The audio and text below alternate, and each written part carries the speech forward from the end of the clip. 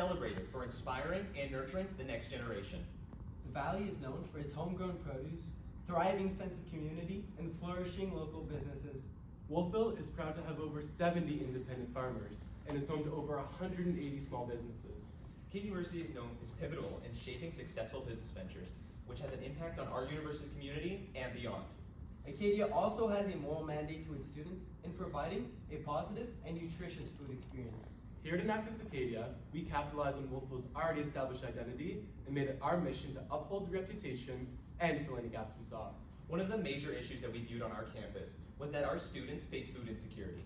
Nutritious and filling meals are the foundation of a strong body and mind. Yet, as students make the transition to post-secondary, accessing these meals becomes a challenge as their time, energy, and financial resources become strained. And food insecurity negatively impacts their personal and academic lives. These students are more likely to have lower grades, trouble focusing on their studies, and suffer poor mental and physical health. Many individuals facing food insecurity turn to food bank. Yet food commonly donated to food banks lack essential nutrients for students. And while food banks remain an option for these students, many feel that they're stigmatized or that they do not meet the level of financial need required. Across Canada, 39% of students are food insecure. We at Enactus Acadia conducted a survey, and our research found that over half of students reported not having access to nutritious meals. A quarter of respondents indicated that And 14% reported prioritizing academics over meals. At Enactus Acadia, we recognize the need for a more inclusive solution to food insecurity. introducing Enactus Food Sharing, a student-led free community meal initiative with a mission to provide dignified access to free and nutritious food for all. Through these meals, we've created an environment where students can access healthy food without the stigma, while connecting with friends around a meal. For food sharing, we hope to offer culturally relevant dishes in an inclusive environment for students to congregate. In addition to this, prototypes that we've done so far is a hot meals, frozen options, as well as snack pop-ups. Recipes for the hot meals and frozen options have been developed by Acadia nutrition students. These meals have then been prepared by a team of volunteers from across all programs and years who are passionate about giving back to their communities. To add some mobility to our project, we designed a snack pop-up that can be set up almost anywhere on campus. It allows students to make a sandwich or grab a snack to go. We are currently operating under a Contribute What You Can format, where students can contribute financially, but they can also contribute by volunteering their time or contribute in other capacities. We have tested several different possible solutions with our leftover portions. Using reusable containers, we have provided the Acadia Student Union's food-covered freezer with free meals to be then redistributed. We've also piloted selling these frozen grab-and-go meals at our student union market in a pay-what-you-can model, where students can choose to contribute $1 to $6. We are also pursuing other locations on our campus so that we can provide affordable and nutritious meals across our entire campus. This project has been implemented in partnership with the Acadia Student Union's Food Cupboard and supported by the new Nova Nourishment Program hosted by Launchbox Acadia. Initially, $10,000 was given in prototyping funds thanks to the Nova Nourishment Program. We were able to recoup $5,500 and raise an additional $5,000 in funding. We are also engaged with multiple stakeholders, such as the Wolfville Farmers Market, the Acadia Student Union, and many other academic departments. So, what's next for food sharing? To fund this initiative in years to come, we're actively engaging more stakeholders and gathering more funding. We are also working with the student union to run a referendum in the next academic year, which would provide us with $25,000 in operational funding, which would allow us to employ 2 student staff. We plan to expand our Contribute What You Can frozen meal offering, allowing for a social enterprise revenue stream to this project. As we continue to build our team, it is our goal to source food locally while saving any food that would otherwise be wasted. We are also planning to work with the Acadia Dining Hall to rescue leftover food items from catered events and redistribute it to students for free. We are currently building a partnership with the Acadia Food and Nutrition Society, allowing us to build sustainability within this initiative.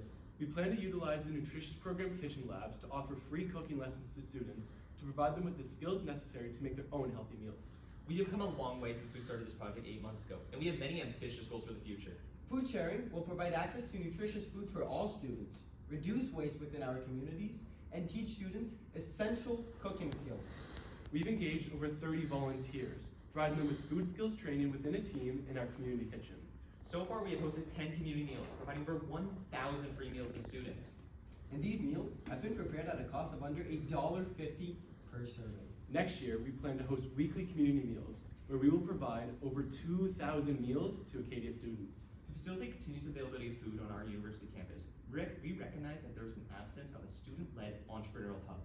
And despite Acadia University and local businesses forming the core of our small community, there is a noticeable lack of collaboration between the two. Regardless of the university's reputation for cultivating the next wave of entrepreneurs, our research reveals that a staggering 83% of student-led businesses struggle to get sufficient support in marketing their products. We recognize that it's a major challenge to get affordable and nutritious food items in our university campus. This shortfall results in 82% of students going without food for the entire day, with their first meal typically only occurring at around 5 p.m. However, it's not just students experiencing this challenge. Our research reveals that faculty and staff can only manage to prepare their meals 2 out of 5 days a week. At Enactus Acadia, we saw the problem and we took action. Introducing the Enactus Cafe. Beyond your ordinary cafe, the Enactus Cafe serves as a dynamic hub for students and entrepreneurs to come together, market, and sell their products. The cafe also gives students opportunity to cultivate a customer base on our university campus, while also allowing for early revenue generation.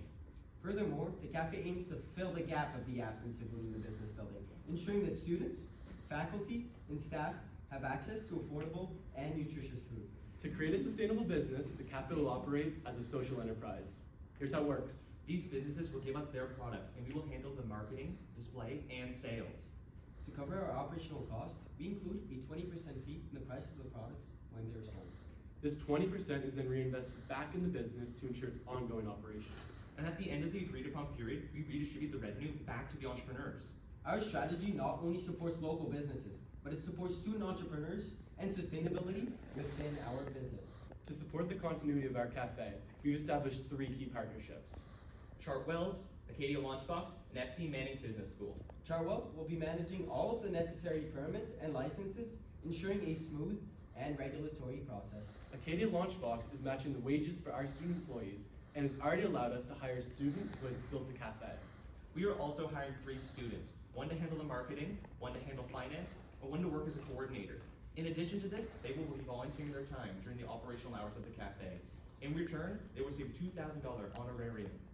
In collaboration with the FC Manning Business School, we have not only secured the initial funding required for the cafe's establishment, but we've also secured the funding to have a rent-free space for the cafe.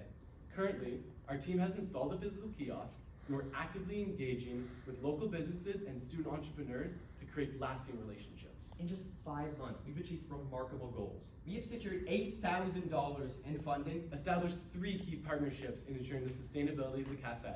Recruited 11 businesses to our cafe.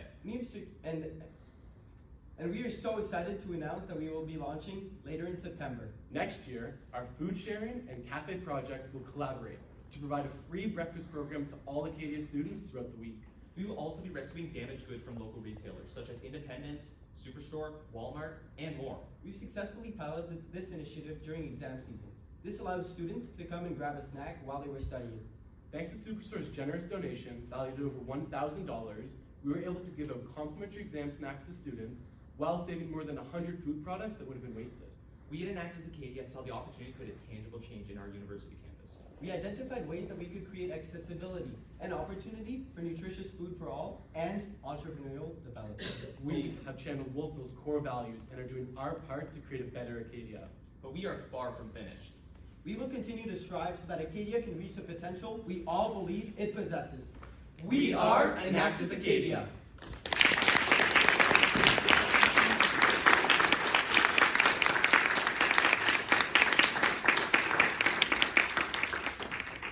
We will now begin the question and answer period for the judges.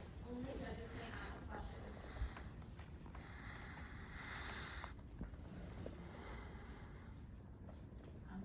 Hold on. Thank you so much.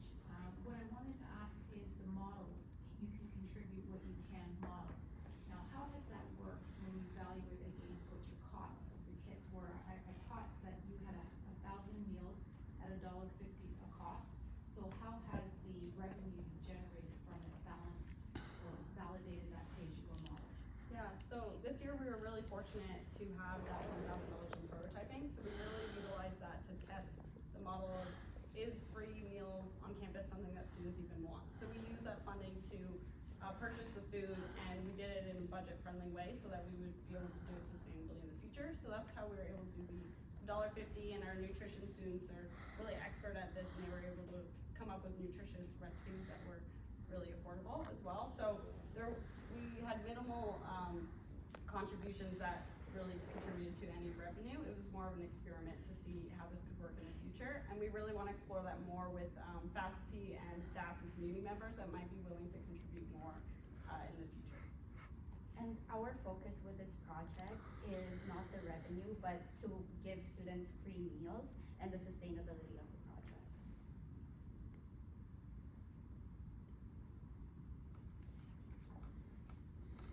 You said that in the future the two projects are going to collaborate. Just want to understand what that collaboration looks like. Is it that you're planning to use the money from the cafe to support your first project? Help me understand that. Yeah, for sure. So we do plan on running a free breakfast program. So that is our first main partnerships, and we'll get the food from big supermarkets like Superstore, which we've already done. And they have stated that they are willing to do a partnership with us, and that is our first partnership with food sharing. But later on, our focus is to provide free meals to our students all across our campus. So, but that is our first step, is the free breakfast program.